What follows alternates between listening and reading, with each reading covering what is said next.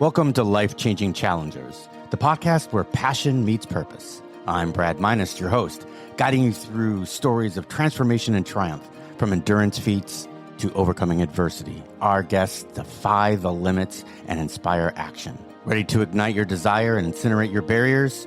Join us. Your journey to the extraordinary begins now. All right, and welcome back to Life-Changing Challengers. Again, I'm your host, Brad Minus, and I am so very honored to have Dana Diaz with me. She is the author of Gasping for Air, The Stranglehold of Narcissistic Abuse, and she calls herself an author and a voice for victims of abuse. So welcome, Dana. Thank you so much for joining us. Well, thank you so much for having me. I'm very excited always to have this conversation because unfortunately too many people can relate. So we got to help them out. Yes. Yeah. And that's what we're here to do, right? And as I always said, if any of you have a connection with the content that I'm bringing you and you get one nugget out of it, I've done my job, and you've got something to take away. And always leave comments, and I always give contact information at the end so you can keep your journey going. But let's start out with how this came about. So Dana, can you just give us a little background on your childhood, where you grew up, what was the complement to your house, and what was it like to grow up in the Chicago Land area? Oh, well, discuss the weather. Anybody that lives in the Midwest knows that the weather is always a thing. But, you know, I've been in it all my life, so it doesn't faze me. Just you get used to it. But the childhood, that's always been the big question, because people read my book and this toxic, awful relationship and how it grew into domestic violence. And like, then they meet me and they're like, but how did you end up in that situation? Like, you're strong and you're this and you're intelligent. And I'm like, yeah, but it happens to the best of us. But I think that the core of how it happens does go back to how we were raised. I think that most people don't realize that children are, forgive the wording, but we're hardwired by the time we're about 7 years old as to family dynamics, roles, the way the world works generally based on what we see around us. And I had unfortunately been born to a teenage mother back in the 70s when it wasn't okay to be a pregnant teenager. So life was difficult, very difficult for her, as you can imagine. A lot of judgment, a lot of shame at school, in her family. There was a lot she dealt with, but the problem where it came to affect me and still affects me to this day, and I'm 48 years old, is that I don't think she wanted children, but she certainly made sure that I paid the price for everything she went through during her pregnancy with me. So I was born, actually, ironically, on her 17th birthday. Immediately after I was born, she had her tubes tied, which indicates to me she just didn't want children at all. So pretty much imagine a young girl, she has a kid she didn't want. Pretty sure she didn't want any kids. Her life was made difficult. She's working 3 jobs, just trying to feed us and keep us sheltered. I was fortunate that my grandma decided she would get a job to pay most of my expenses, and great grandma would care for me during the day since she was home. So I did have that love and that nurturing and that motherly aspect where I experienced love in that way.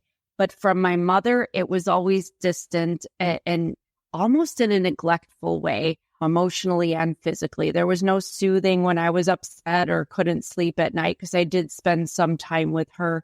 But I eventually moved in with her when she found somebody she was going to marry. She got married to a man when I was 7 years old. It was not my biological father. I didn't even know I had a biological father, honestly, because it hadn't occurred to me. I was just a kid living my life. I saw other kids had mom and dads, but I just had a mom and a grandma and a great grandma and some uncles and cousins. It just didn't occur to me that I was missing something. But my life really took a turn when my mother got married. So she married an older man who I recognized back then. I mean, this man was he was one way in front of people, boisterous and funny and charming and giving and generous and all these things. But then in our house, or even in the car sometimes, leaving the family holidays or whatever.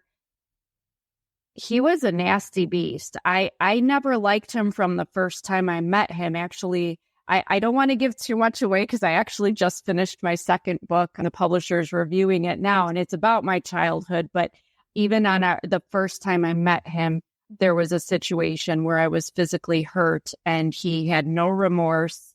He just didn't care that he had done that to me. But the sad thing is, neither did my mother. So here I am in this childhood, now in this new place. He had moved my mother into his house that was away from our family and friends, outside the city of Chicago, which was all I'd ever known. And a lot of her family didn't have vehicles. People that live in Chicago, people have to understand, you usually don't have a vehicle. You rely on public transportation. So it was very limited in the time that I was able to see my family in Chicago, because they couldn't get to us and we couldn't get to them for whatever reason, mostly because of time, because all my mother did was work. But it was really hard being in this house with him. So my mother worked constantly. I realize now, I think it was her distraction from, she had to know what kind of life she had chosen, but she had always been very concerned about wanting a house and wanting a car and wanting things, because we didn't come from, we were, I should say, poor. We grew up like I didn't have a bed in the apartment that we stayed in before moving in with him. And there were times when there wasn't a whole lot of food. Loved my Puerto Rican great grandma. She could always stir up a pot of rice and beans, and I lived on that. And again, it's like not having a dad. I didn't think anything. I didn't think that we had any less. We had what we had, and it was enough. But my mother was always obsessed with like things and wanting more. To her, that was success and achievement, and she didn't think she could have that alone. And looking back, I realized I think she thought she could only have that with this man because he was attaining all these things if he didn't have them already.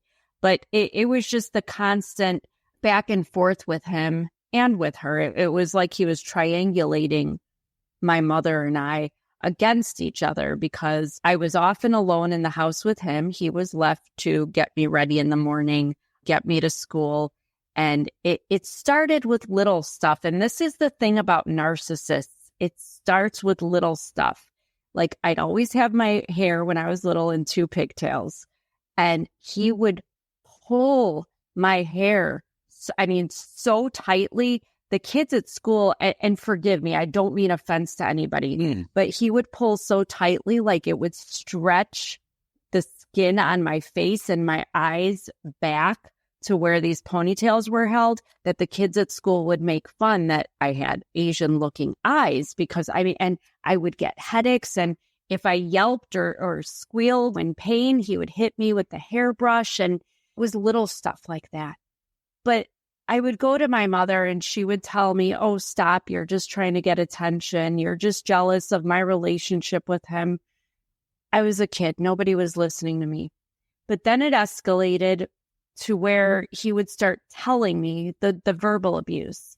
I was starting to hear, "Nobody ever wanted you. I shouldn't have to pay for another man's child. Nobody loves you, not even your mother. Nobody's ever going to love you. You're a burden." I was a bother. I was a burden. I was stupid. As I was growing older, getting honor roll wasn't enough.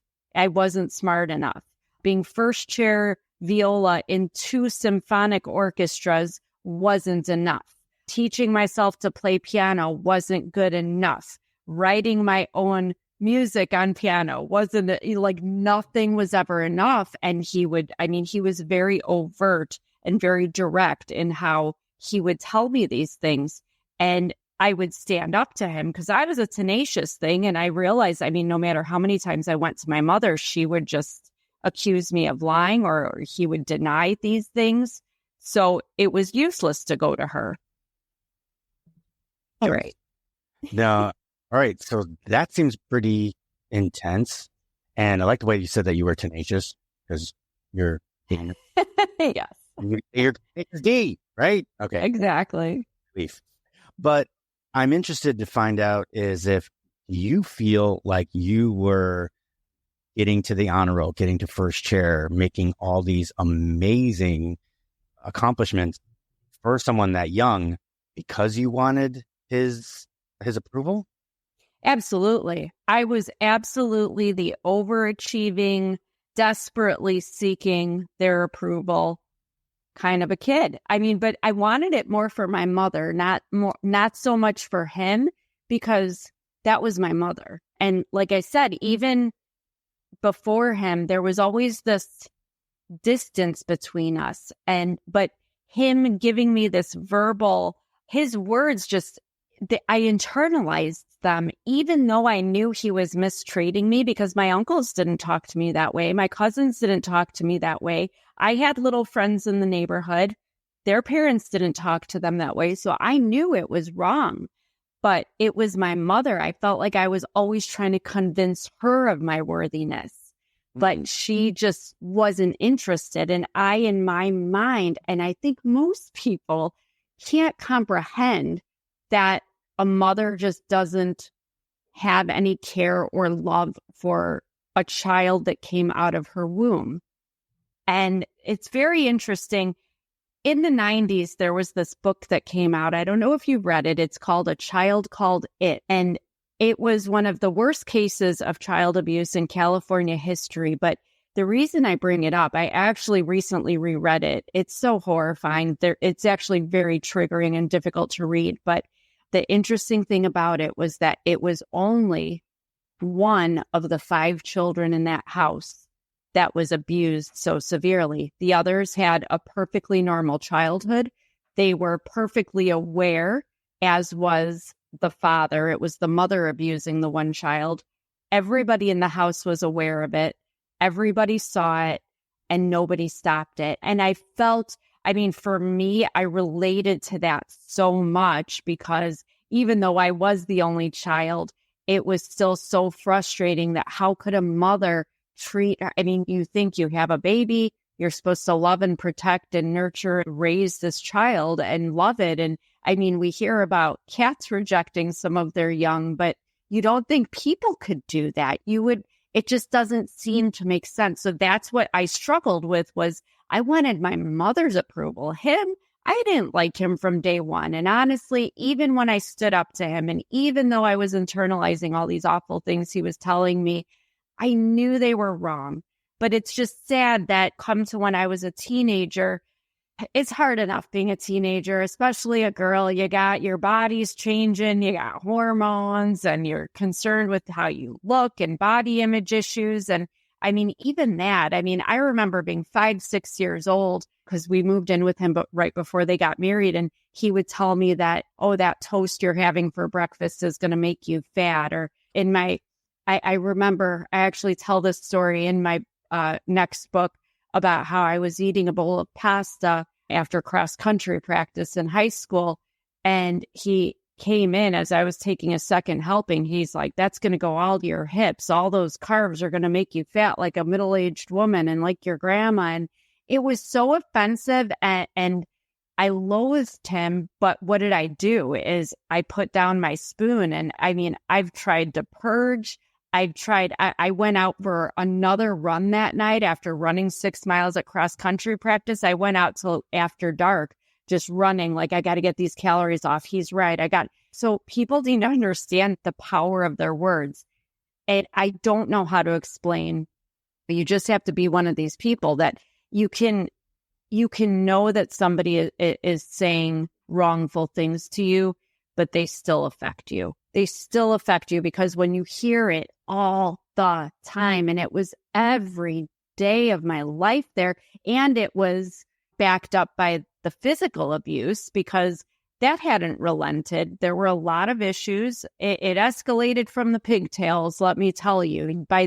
Before I left the house when I was 18, the worst thing that had happened was I was strangled and thrown down a half flight of stairs. And unfortunately, child services, we interviewed the neighbors and the people that worked for them, and everybody says they're wonderful. They had created this narrative, like all narcissists do. Anybody that knows a narcissist knows they've already told everybody behind your back about you're crazy and you're the problem. So I was made out to be this difficult, defiant daughter of theirs that they just did the tears at the police station. My mother, oh, we just don't know what to do with her. I mean, it was reminiscent of Rooster and Lily in the movie Annie, sitting there pretending to be so forlorn. And, oh, they lost their daughter Annie and they needed her back. It was all bull.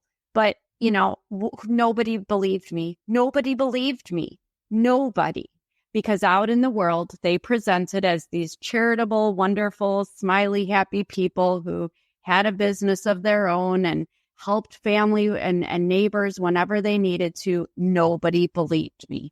Nobody. Jeez. So that's so disheartening. I mean, I can't even tell you. My heart's in my throat right now. I do have just one quick question, and Sure. just for mentality's sake.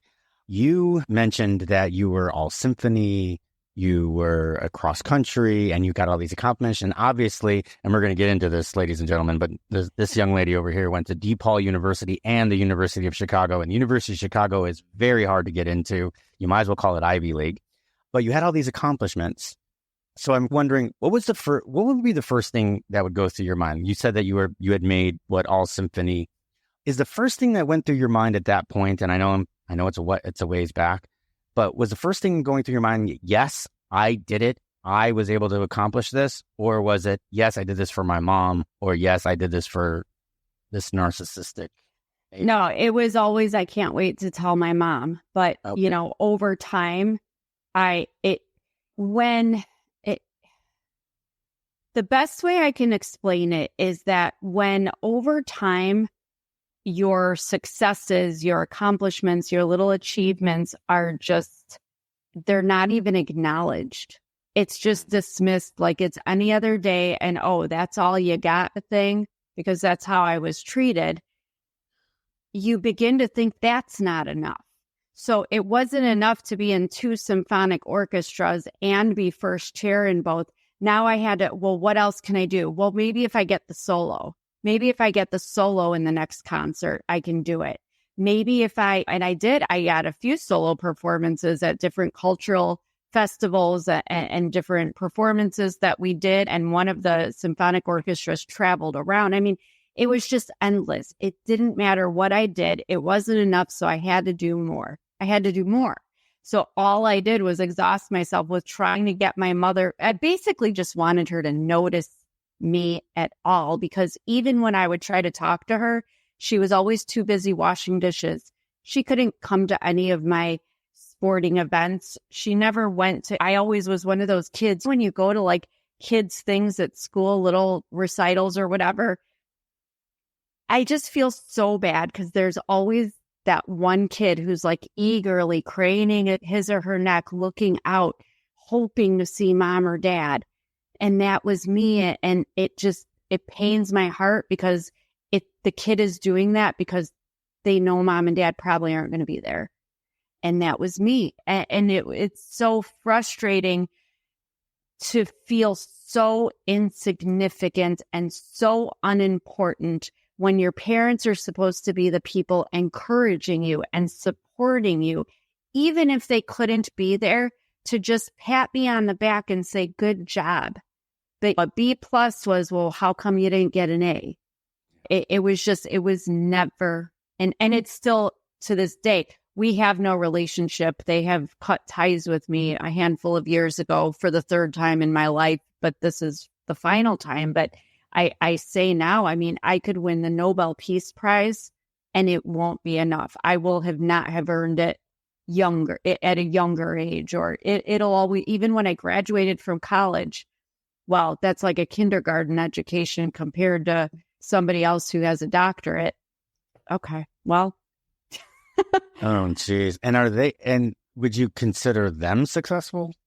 No, I mean, I credit them because honestly, who wouldn't? He never made it past 6th grade. He had a very troublesome childhood. He and his 4 siblings were abandoned, like literally abandoned by both parents. I don't even think he was a year old, my stepfather. And so they were put into the foster system, separated.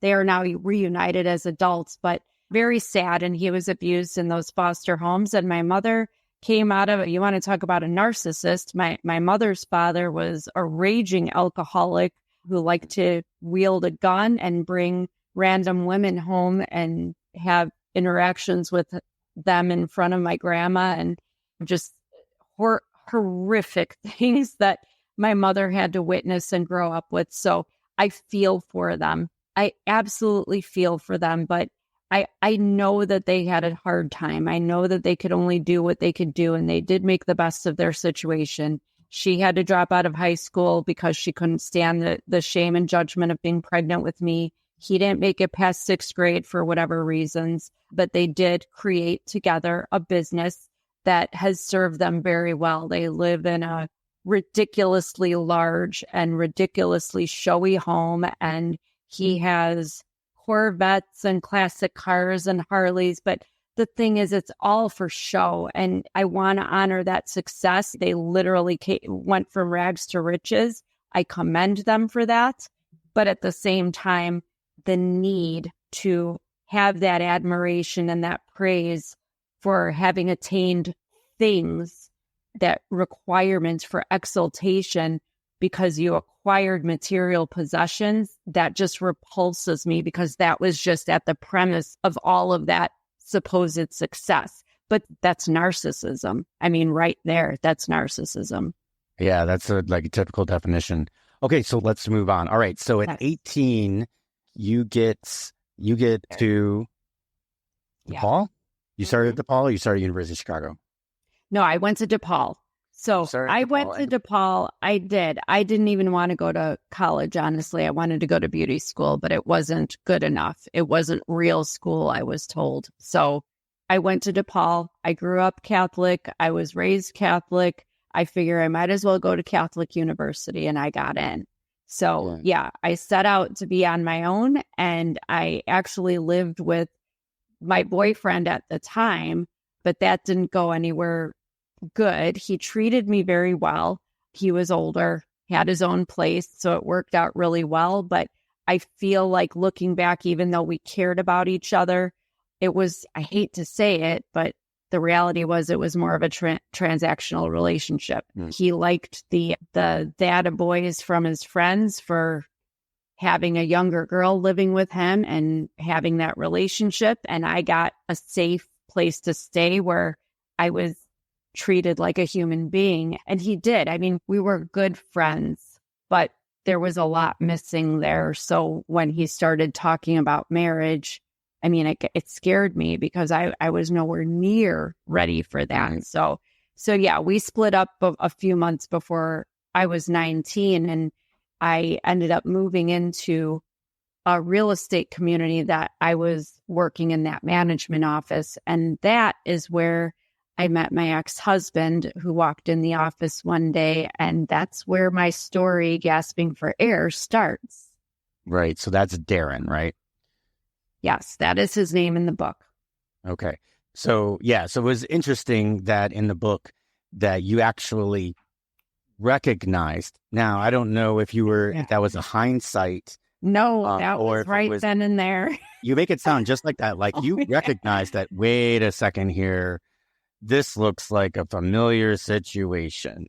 Oh, yeah. The robot in Lost in Space with his dangly little coily arms. Danger. This is what I pictured in my head. Because it was he was like arrogant and aloof, but I mean, he was no Brad Pitt. Like, there was no reasoning outwardly for this. Like, I didn't know who he thought he was. I didn't see a car that warranted this behavior, like he was something. And I don't know, just he wanted servitude is all I felt from him. And I was like, no, I know you, buddy. I don't want any part of it. But the people pleaser in me, the strange dichotomy in my head is that the people pleaser in me couldn't stand that he was keeping this distance. Like I felt like he didn't like me, and I couldn't stand if people didn't like me. So I had to make him like me. Okay. Yeah. So that explains a lot of where that went in that first chapter. Oh, man. So, yeah, you, if I remember correctly, it's been a little bit, but if I remember correctly, you actually did like put your foot down and left but the problem was is that you exchanged keys, and he ended up like just showing up and pretending like it never happened. So he out of nowhere invited me over one night, and I was like, oh, okay. So, he doesn't hate me. Like I don't like him much, but he doesn't hate me either. And we ended up, it's really sad to me. And this is the beautiful thing about writing a book about bad experiences. And this is why I encourage people to journal, is when you're reading it, when it's out of your head and on paper, and you can really be honest with yourself, there's an objectivity you look at things with. And when I was writing about these experiences, I thought, how sad, because like my son's girlfriend is 19 and I was just turning 19 then. And in that moment, wanting so eagerly for this young man who was an entitled ass, honestly. He acted like a frat boy and he was disrespectful and rude to me. He made sexual advances and I let him have his way with me. Was it rape? No, but I didn't want it to happen. I wasn't trying to do that with him or anywhere near that with him, but I allowed it. And then, yes, we ended up, I just assumed, okay, we might as well be together because that's what he wanted after that.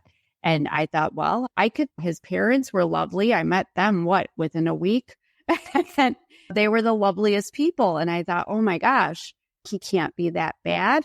Maybe it's just me. Maybe I'm missing. And here I have a childhood of my mother and stepfather telling me that I'm the problem. I'm looking at things the wrong way. I'm misinterpreting things the wrong way. So you start to wonder, if everybody's telling you this, then it must be me. So why not give it a shot? Maybe it can be okay. But it wasn't okay. And 25 years later, it was the furthest thing from okay. But that's how I think abusive situations and toxic relationships work. I always joke with people that it's not like women don't see Chucky running down the street with a butcher knife and say, hey, baby, come on hither. It doesn't work that way. That's not attractive. Even Ted Bundy, the serial killer, handsome. He wore suits and he was charming. He didn't lure women because he outwardly expressed that he was a psychotic maniac. No, these are people that are luring us in. Although my ex had a strange way of going about it, but he lured me in. I was so eager for any crumb of attention and affection that I let him, because there was nobody else asking me out on dates. There was nobody else interested, but I was also isolating. I stayed hidden away in my apartment with my cat because it was safe there. It was a safe place for me where people couldn't hurt me and nothing could happen to me. But this guy just wormed his way in, and it was that I love you. It's you and me against the world. But then something bad would happen and he'd make me pay for it in some way. The problem is that when you're talking about a girl like me who had come from a childhood where I was basically love-starved and emotionally abandoned, any slight little notion of having somebody's favorability worked for me. It was enough to overshadow all that bad stuff. But the other problem was that I also didn't have boundaries, because people pleasers, usually their boundaries are very flexible because it depends on what this person wants from you, and you don't want to say no and disappoint anybody. And that was absolutely who I was. So every time something bad would happen, you're right. As you were saying, it would be enough that I would take a stand and say, I'm out of here. Like that, when the part where you talk about he threw something across the room at me. No, I'm done. I'm out. But then he comes to me acting like nothing happened and caressing my cheek and holding me and we're just going to pretend nothing happened and move on. And I'm thinking, okay. And I'm rational. I thought I was like, we all have bad days. We all have moments. Maybe something happened at work and then you might take it out on the person when you get home, whatever. We're all human. And I get that. And I give grace for that.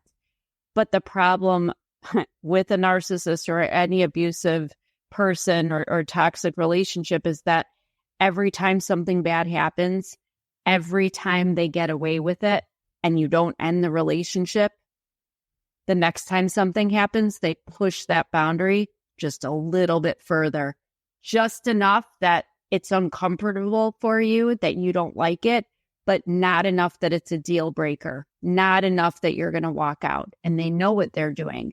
So when you look at point A to point B, I mean, certainly at the end of that 25 years, when I'm at the courthouse filing for an order of protection because this man wants me dead, I am literally sitting here thinking, how the hell did we get from point A to point B?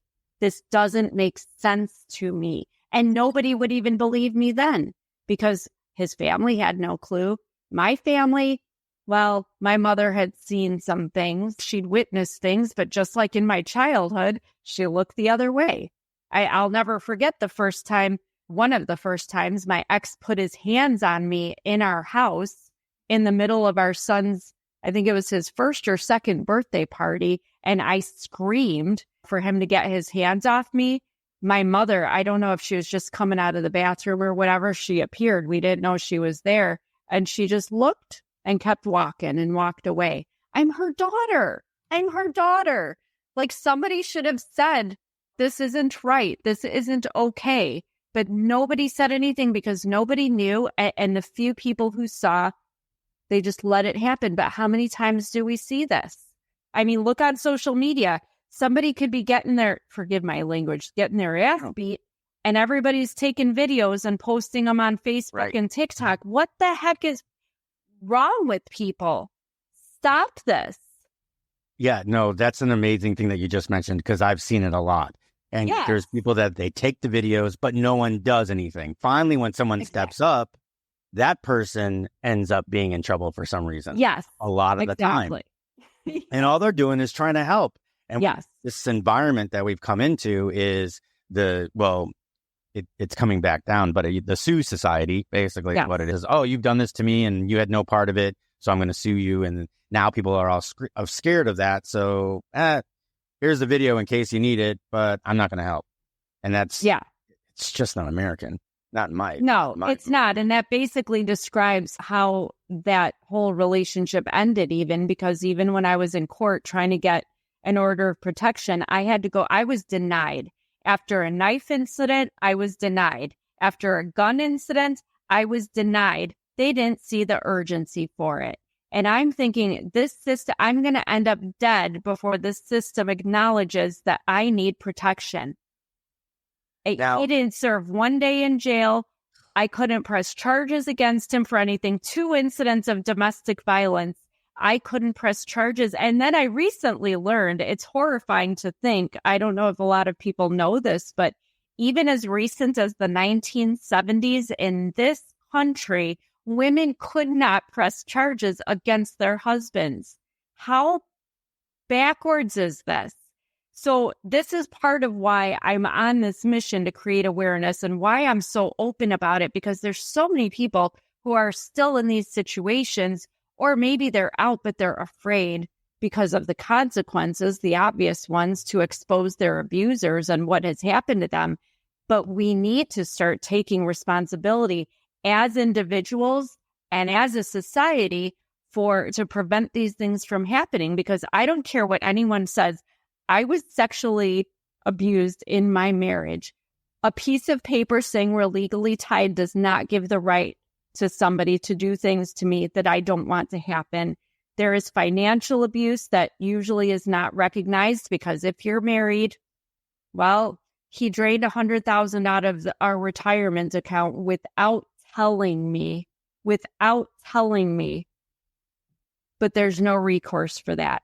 The recourse was I had to come up with the tens of thousands of dollars to pay the tax liability on that, which I didn't have. So I had to go work harder for it and figure out a way to repay that to the IRS.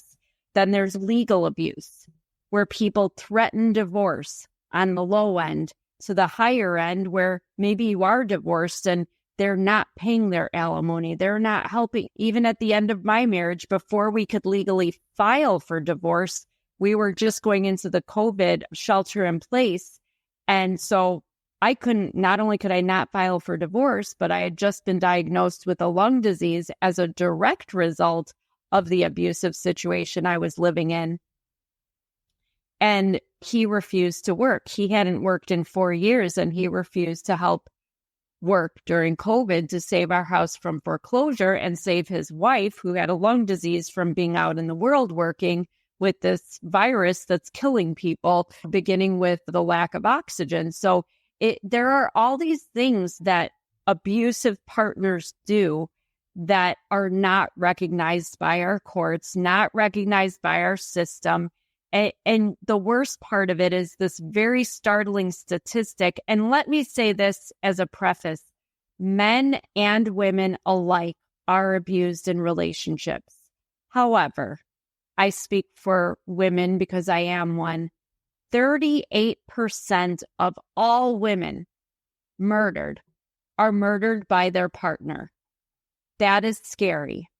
Wow. They're not murdered by perpetrators, or 38%, it's by their spouse, their boyfriend, whoever they are in an intimate relationship with. So that's very startling and something we need to take a little more seriously. Wow. So all the laws and orders and NCISs and stuff where they sit there and go, well, we have to look at the husband. Uh-huh. That is where that's coming from. Super high. It's 38%. Literally. Now, a lot of times when we're looking at this, we're looking at these shows, and because they all sit there and say, well, it was because the show is fictitious, but it was based on facts, and it was based on, they become like a history, what they call it, like historical fiction, right, where they're based on fact, but they're not, it's fiction. Yeah. But that makes total sense. Now I'm like, now I'm not mad at them. Okay. So let's run down the things that you've learned that of the abuses that you just mentioned. Let's list some of those off, and so people can understand. All right, what did you find that is recognized that you could get something on the books as far as the law goes, and what are the things that are just not recognized at all? Mentioned, so obviously physical abuse. Yes, and honestly, that's probably it. Physical abuse, unless you have black eyes and gunshots, or if you've been shanked. I mean, there were times I wanted him to hurt me just so I could have him jailed and put him where he should be. Because particularly the night he shot a gun outside my bedroom window late at night, at that point, we were actually already divorced. He had refused to take the house. So the house was redone in my name. I was the only one on the title and deed of that home. He had no part of it, no financial part of it, no legal right to it. I stayed there only because my son was in his last year of high school, and I was trying to be a good mom and maintain some sense of normalcy and stability for him through all this chaos. But after this gun is shot multiple times outside my bedroom late at night, after he was hollering and screaming all kinds of vulgar, nasty things at me, I honestly thought, and people have to understand for reference, we didn't live in a city or a suburb. We are in a rural area. Like, even though there was a town 5 to 10 minutes away, we were under county jurisdiction, and county was about 45 minutes away. I'm on the phone with 911, huddled in a corner, honestly, knowing he can break down our very flimsy entry door of our older home and kill me. And I honestly thought he was going to. Read about it in the book, but the police, when they got there, he denied shooting the gun. They couldn't find a gun. I had a 4-acre farm. I had a cow paddock. I had a chicken coop. I had a 3,000 square foot barn with a second story and hay and wood piles. And it's in the middle of the night. We don't have street lights. Some of the roads aren't even paved. Of course, they didn't find a gun on the 4 acres of property. God only knows where he hid it, but it was hidden, and they couldn't find shells because it was dark, and they weren't going to scour a 4-acre property with multiple structures with flashlights. It was unrealistic. So they said that if I had video proof that he had shot the gun, they could do something. Otherwise, there was nothing they could do. And I was beside myself. I said, what did you do then before cell phones? What did you do before blink cameras? Because I'm pretty sure women were assaulted and abused before technology caught up with us. And it just was so appalling to me that I could be in my bed in my house that I owned solely and that this man was trespassing on my property, committing an act of domestic violence, and they would not let me press charges. They would not let him take him away. In fact, and again, this is all in the book, it is a very jarring night for me to know the reality of the way things work. They told me unless I had that video proof, they couldn't do anything. And I said, well, how am I supposed to just let you leave and go back to bed? And you won't even remove him from a property he is trespassing on. And they said, well, you don't have to stay here. I said, but this is my home with my son that he left and he signed off. So that night I had to pack a bag and leave my house in the middle of the night. There were 6 squad cars at my house. 3 of them escorted me out. 3 remained at my house with him because he refused to leave, but they wanted to make sure he didn't follow me. Well, why didn't they just remove him? I mean, I would have still probably left because I wouldn't trust that he wouldn't have returned. But, right. Them escorting me and leaving 3 squad cars behind to prevent him from following me told me that they didn't trust him either. But none of them would let me do anything. I couldn't file a report. I couldn't file charges. And it's just so ass backwards the way this all works. So what I learned and what I tell people, because obviously while somebody's shooting a gun directed at me, I'm not going to be standing there filming it like these other idiots do on social media. I just tell people spend the $100 on a blink camera system. Everybody has Amazon. That was the first thing I did, by the way, the next day is I went and ordered them and they showed up. And I'm going to tell you, I'm a 48-year-old woman that I have a lot of wonderful abilities and lots of knowledge of things. Technology is not one of those. So if I can set them up, it is very easy. Anybody can set them up. Get yourself one of those video doorbells. Get yourself a couple blink cameras. I had a smartphone, which I didn't have until after the divorce, but I had a smartphone where every time that camera sensed motion, I got the notification and I had a video recording. And let me tell you what, that was like having an invisible fence on my property because boy, did he simmer down after that. Knowing he was being watched, things got a lot better for me and I felt a lot safer. And it's a shame that we have to resort to these kinds of things, but unfortunately, this is the world we live in. They are very clear, and out here, it's a little more lax than it might be in the bigger cities like Chicago and New York and LA, but video proof, you have to have video proof. Spend the $100 on the blink cameras. Absolutely. And one other thing I learned is that, which I was told the first time I went for the order of protection, there was no record. I had never reported. Of course, I never reported anything. I'd never called the police for anything else he did before because I was scared. I didn't want to face the consequences of what would happen after whatever consequence he'd have to face legally, because it might be worse than whatever I was calling them for. And I didn't want to end up dead.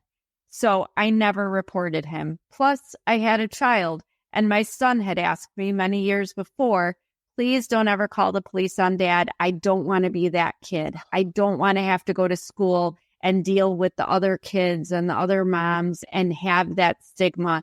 And I promised that to my son because all I wanted for my kid with everything we were dealing with in the house, and he certainly still to this day doesn't even know the half of it, but I just wanted him to have some kind of a normal life. I didn't want him to worry about that. So I never did file any reports. I never went to the cops. So that is a mistake that I made. Looking back, I wish that here's another tidbit for anybody. You can go to the police station. You can go to the county sheriff's office, wherever you live. You can make a report and just have it on file. It doesn't have to be something where they go and arrest the person or go interrogate the person, but you need that paper trail. Because if I had that paper trail of all these things that had happened, and let me tell you, there were plenty of them. I know, Brad, you said you've read part of the book. There was plenty that I could have probably reported over the years, and there's stuff that's not even in the book. But if I had that, I would have been granted that order of protection in the first place, the first time. I wouldn't have had to go back 3 times. And when you breach an order of protection, you are immediately taken to jail. So lesson learned, because I didn't have to be in the position I was in. I put myself there, not that I had asked for it, but I don't blame myself either, because who the hell thinks about these things? Right. You don't actually think. I mean, even though like my ex had sent me emails and said things insinuating that he wanted me dead, you don't, like you said, you watch these shows. I watch 48 Hours. You don't think your spouse is actually going to kill you. You don't think they're actually going to shoot you or stab you with a knife. Yet here I was, almost in the situation where I was going to be stabbed with a knife, almost shot, and nobody was protecting me because according to the law, there was no trail. There was no record. And I even remember the judge looking at me, a woman too, which kind of upset me when she said, so you've been with him 25 years and you just expect me to just out of nowhere give you an order of protection? And I said, yes, actually I do. And she's like, well, there's no reason for it. I don't see any urgency. And I remember leaving there crying, and the bailiff even walked me out and patted me on the back. He was a much older man. He probably should have been retired, but you know, that fatherly nature, he patted me on the back. He's like, it's okay, kid. And he was getting me tissues, and I wasn't sure it was going to be okay. I wasn't sure at all. So it's very harsh. You have to just, please, I urge anybody, even if you really don't think your spouse will do anything, it's unfortunate, but you have to have some kind of record. Do not bait them or provoke them, but just have something that's in place that if something does happen, you can rely on it to back up your claims. So, all right. So we've talked about, we've mentioned a few things. So one is, we said physical abuse, legal abuse, financial abuse. Yeah. Is there anything that I'm missing there? Sexual abuse. And then there's there's the emotional, verbal, psychological, all the gaslighting, the manipulation. There's even, there's an aspect of medical abuse in there too. I touch on it somewhat in my book, but for example, it's actually a joke that every narcissist everywhere likes to call their victim crazy. You're crazy because it's not them. You're the problem. My ex had me so convinced that he kept saying I was bipolar. And he had me so convinced that I was actually an unfit mother because I was bipolar that I went to a psychiatrist just to make sure, because my son was everything to me. He was about 2 years old at the time, or just going on 2.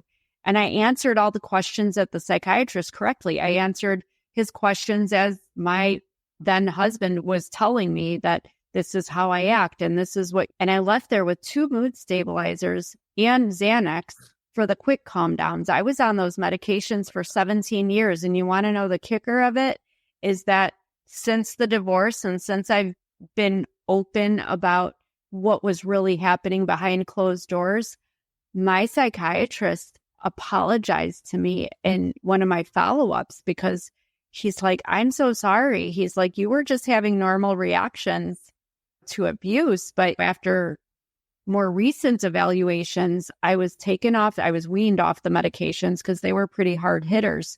But they retracted the diagnosis. I wasn't bipolar at all. It's just that obviously I was in situations that were causing me tremendous mental angst.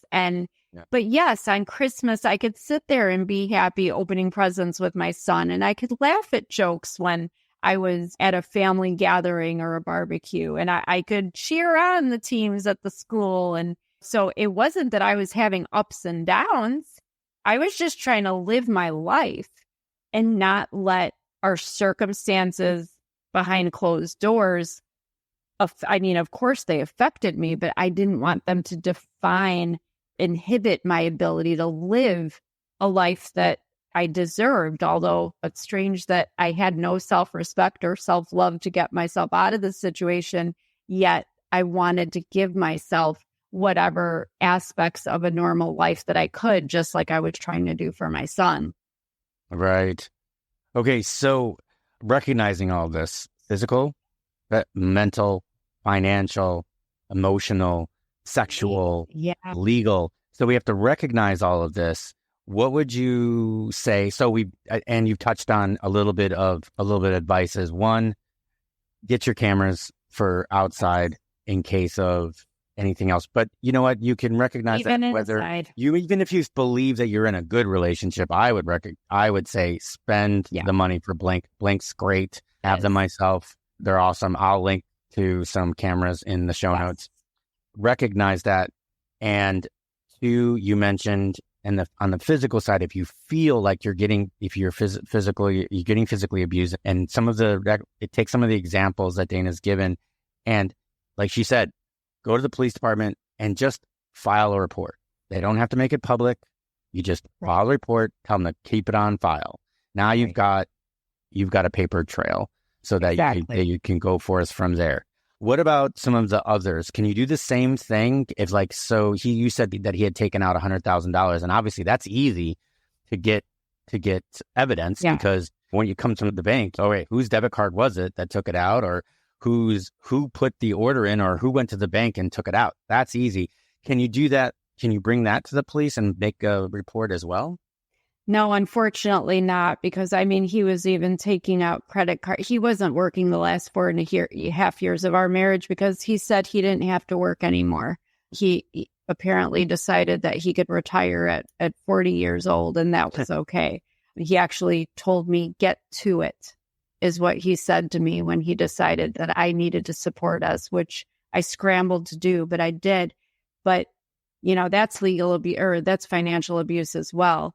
But no, unfortunately not. When you are legally married to somebody, the way the courts look at it, the way our judicial system looks at it, is that basically one person's actions speak for the others. So he was able to take credit cards out in my name and rack them up. He racked up $100,000 in debt. And by the way, he didn't use that $100,000 that he drained from the 401k to pay any of that. I had to pay all that off too.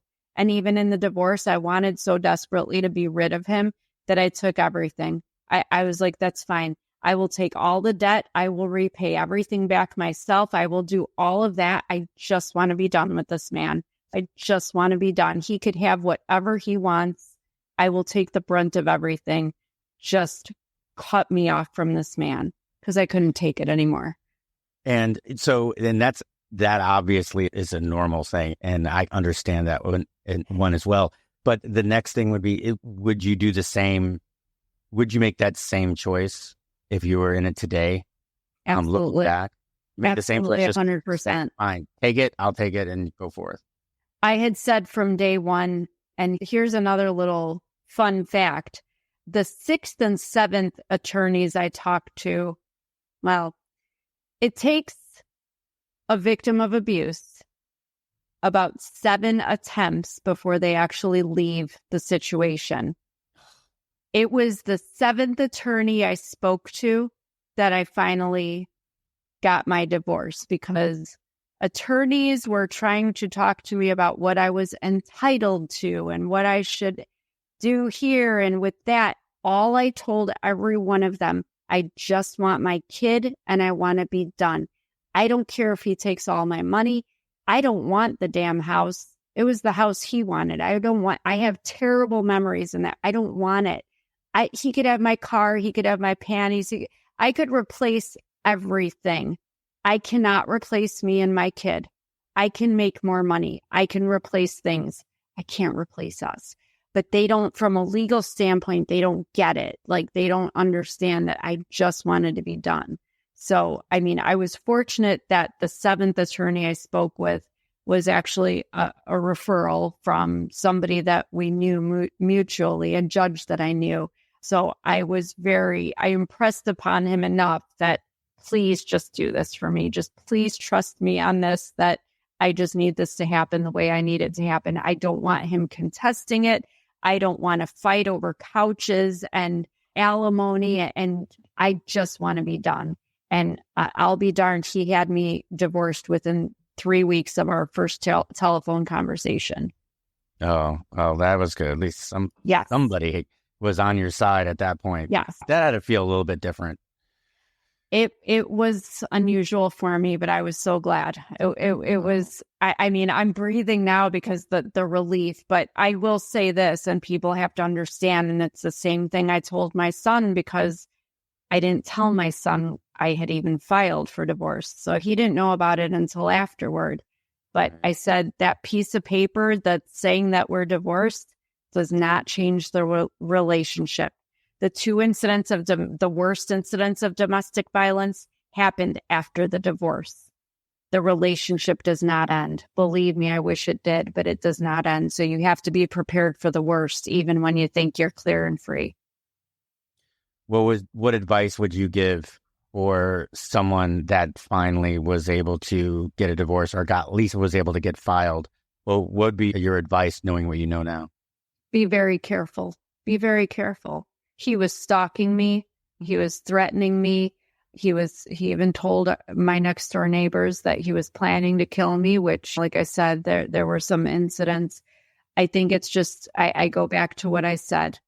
Cameras, look over your shoulder. I mean, even when I was going to work, he would be sitting on the corner watching me drive by in areas that he didn't need to be in or would not normally be. He was stalking me and intimidating me. So you just have to stand your ground and protect yourself. Make sure we don't want to necessarily expose our abuser because we're afraid, but you have to make other people aware. One of the things that I did was I had somebody that I trusted. I told her that I would either email or text her every morning by 9 a.m. And I said, if you do not hear from me by 9 a.m. every single day, please contact the police to do a wellness check. So have an advocate. Exactly. And I said, please don't ask any questions. Please don't ask me to explain. Just please do this for me. And she was gracious enough to let me. And we're beyond that point now. So I don't have to have somebody checking in with me every day. But it just to say, all is good. Have a great day. Just something. Have somebody aware of your situation or aware that you need to be accounted for just in case something does happen. Right. Would you suggest, okay, if this is going to happen and you feel like there's any type of threat, like even the minimalist one, I would be thinking, okay, I need to completely new cell phone number, go someplace where they don't have no clue where you might be. Now you still got to go to work, and I understand that. So, but I would say let your coworkers know that this is happening. What do you think about that? I think it depends on the situation because, of course, there's a spectrum. Some people, things don't get to this point where it's this tense and hostile. Some people are in much worse situations. So I think you have to, I always tell people my advice for everything in any relationship is trust your gut. I used to think that I was being paranoid. I mean, there was a point towards the end of the marriage even where he kept coming. You may not have gone to the point in the book yet where he was coming in and out of the house, even though he had moved out of it. And he was doing things that were just to make his presence known and present like, you can't stop me. I am all powerful and I'm going to do what I want to do. It got to the point where I thought I was a crazy woman because before I would get in bed every night, I was pulling all the sheets and covers to make sure there wasn't like a scorpion or a snake in there looking under the bed. And to somebody that has not been in this situation, even me, I'm laughing. So I'm like, that's so ridiculous. But I honestly, he wanted to hurt me. And he didn't want to get his hands dirty. They never do. So, I mean, I was having these paranoid thoughts like, I better do these things. You don't think you should have to, but you do.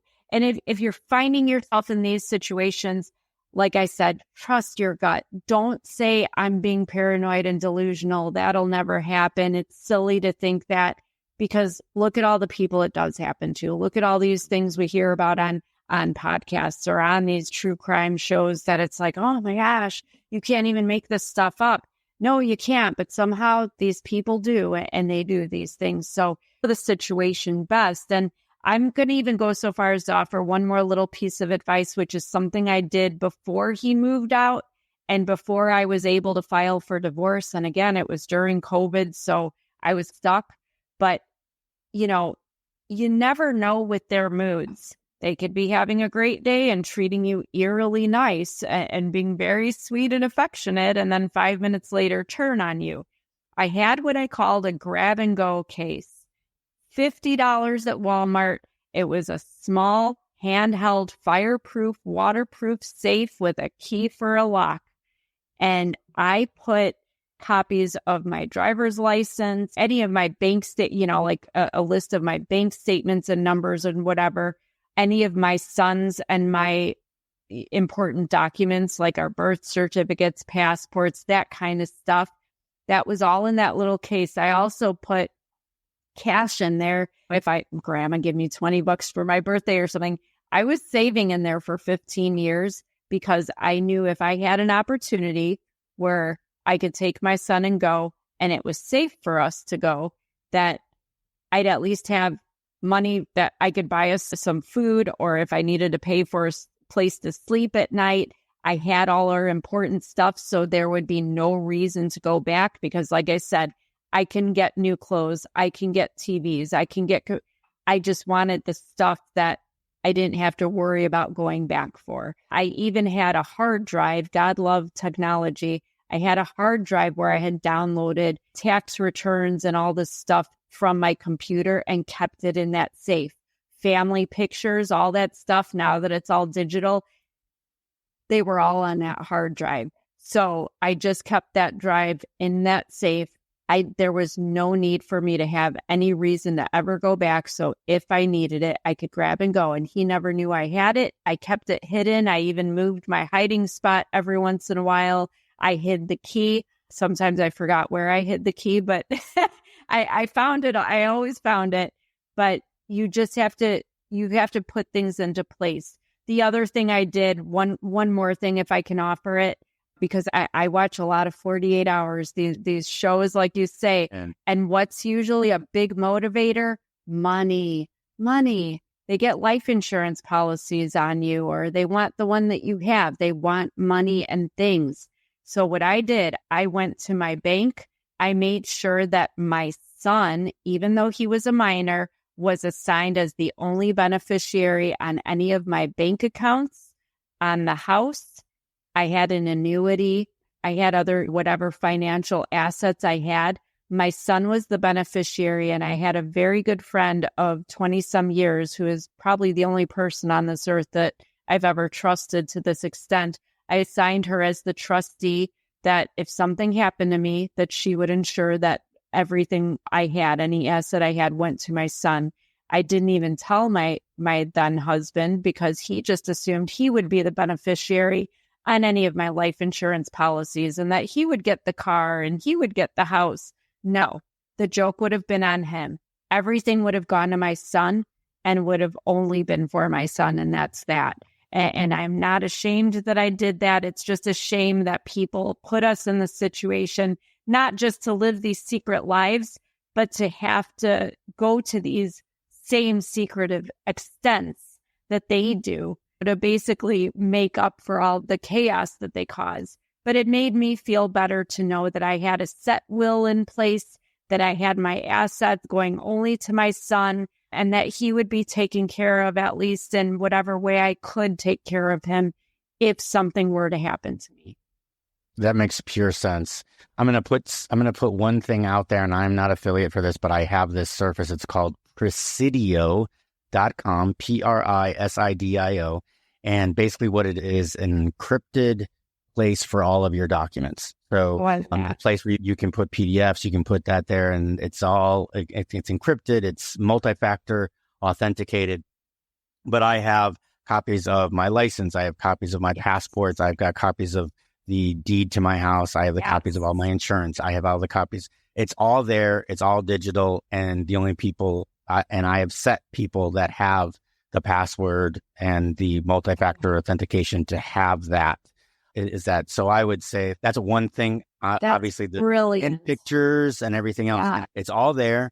So, and they've got ways for you. There's a wizard in there saying, okay, do you have these documents? These go here. These are these documents. These go here. And it's all laid out. And if you ever need it, you can get it on your phone. You forget and what's nice is like, you forget your driver's license somewhere. It's in my driver's license, it's in my Presidio. I can just pull it on up and say, hey, listen, I forgot my driver's license, but this is a copy of it. Anyway, so I would recognize that again, and I'm going to put that in the show notes. So, but let's go on to happier thoughts. So after this is all over, how did you meet your new husband? Well, small town. Gotta love these small towns. I knew his family for about 20 years, so it was easy. He was always there. But the beautiful thing about coming out of a toxic relationship, and I have said this many times, but I felt like I was like this flower in a garden who had all these weeds overshadowing me, not letting me see the sun, and they were sucking the nutrients out of the soil so I couldn't get any nourishment. And once, I hate to say, my mom and stepdad, like I said, they decided to cut ties with me. Those weeds were gone. My ex was gone. His whole family decided to abandon me. I had other family that decided to side with my mother and stepfather. So all these weeds, once they were all gone, it's like, oh, the sun is shining. And there were some other flowers there, and they'd always been there, but I couldn't see them through all the weeds. So it was a beautiful thing to realize that even though I had felt so alone and I felt so distraught and destitute and lonely, there were always other flowers there. There were always people there. And one of them was my now husband. We knew each other. Like I said, I was actually friends with his sister-in-law for a very long time. And my son is friends with some of his nephews, and they went to school together. So, I mean, a lot of intertwining there, but he was there and he just felt bad. He had been seeing things, even though he didn't know everything. He was seeing and hearing things and just had concern and reached out. And it was strange. I tell people now that it baffles me that you can meet people in life. Very few people. We're lucky if we meet one, whether it's a friend or a coach. You just click with that person. Everything just aligns perfectly. Like, where have you been all my life? You're finishing my sentences. You think exactly what I'm thinking. That was what I felt with him. But obviously, I never interacted with him in any way where I would have known that, because I was busy being married to this maniac. And that would not have been right anyway. But yes, he was there. He reached out. He was concerned. And the more we got to know each other, I mean, it was just like that click. It was like, where have you been all my life? So it all happened very fast, and it happened a lot quicker than people like to see, because it was like, wait, you just got divorced, now you're engaged. And it's like, but it's different when you're in your 40s, because I knew I didn't need to be married again. That was the last thing I thought I would. Actually, I had said many times, the last thing I'll ever do is get married. I don't need to deal with somebody's crazy ex-wife and their kids that hate me because I'm not their mother and whatever. But this man and I, it's like we just developed a beautiful friendship, and that was the basis. And even though he didn't understand a lot of what I went through, because he was from this very close, very loving and tight-knit family, we just meshed and it just worked. And it's such a beautiful thing when it just happens that way. Like, I wasn't looking for it, and there it was. And so, yes, we are married. And I love that even though my son was 18 when we got married, he sees another man treating his mom like a queen. And I always say it's like Princess and the Pea over here. My husband handles me and treats me like a delicate flower, but I always say I'm a delicate flower, but I might still punch you in the nose. Yeah. So we have a great relationship. And the thing about it that people, I think, have an issue, but which I want to address because it is important. After a relationship like I had, yes, I was literally heading for the hills. I was planning to go to North Carolina, hide away. My son was going to school in Wyoming. I was just going to live my life, be a writer, do me. But it was so helpful to my healing to have somebody, that friend that was encouraging me and speaking words of positivity after a childhood and a marriage full of insults and degradations and diminishment, to have somebody speaking, like I said, just positivity and encouraging me and telling me that I had more potential and more worth than I even thought I had.